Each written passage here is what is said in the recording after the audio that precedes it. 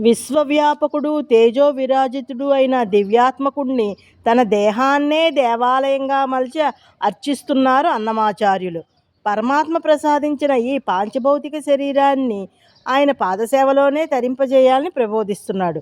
ఆ ఆపద్బాంధవుణ్ణి ఆవాహన చేసుకున్న అన్నమయ్య ఆపాదమస్తకము ఆ అఖిలాండకోటి బ్రహ్మాండ నాయుడికే అర్పిస్తున్నాడు. తనువునే గుడిగా చేసి తలను శిఖరంగా నిలిపి ప్రేమ నిండిన హృదయాన్ని ఆయనకు పీఠంగా మలచి చూపులనే దీపాలుగా చేసి పలుకులనే మంత్రాలుగా మలిచి సర్వసమర్పణ భావంతో శ్రీనివాసుడిని సేవించుకుంటున్నాడు. ఈ శరీరం ఆ సర్వేశ్వరుడి సమారాధనకైనన్న సత్యాన్ని తెలుసుకుంటే భక్తులు తనువును తుచ్చమైన కార్యకలాపాలకు వినియోగించలేరు. ఇదే భావనతో అన్నమాచారులు నిలకడలేని ఈ శరీరాన్ని ఆ నీరజనాభుడి నిత్య పూజలకు నీరాజనాలకు ఎలా సమర్పించుకోవాలో ఈ కీర్తనలో సూచిస్తున్నారు.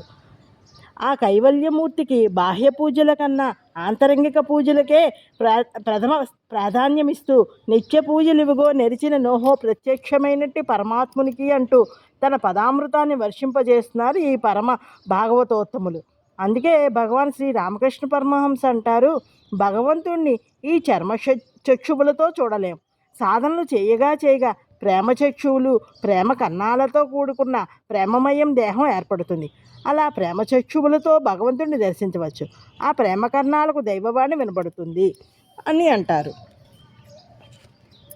నిత్య పూజలివిగో నెరచిన నోహో ప్రత్యక్షమైనట్టి పరమాత్మునికి తనువే గుడియట తలయే శిఖరమట పెను హృదయమే హరిపీఠమట కనుగొన చూపులే ఘనదీపములట తన లోపలి అంతర్యామికిని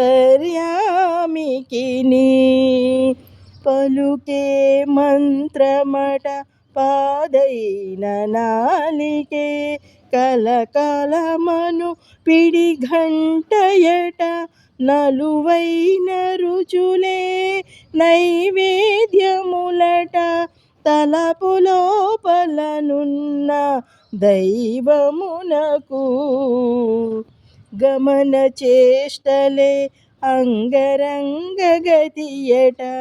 తమిగల జీవుడే దాసుడట అమరిన ఊర్పులే ఆలవట్టములట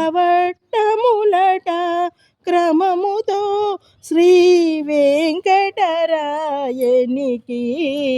నిత్య పూజలివిగో నెరచిన నోహో ప్రత్యక్షమైనట్టి పరమాత్మునికి.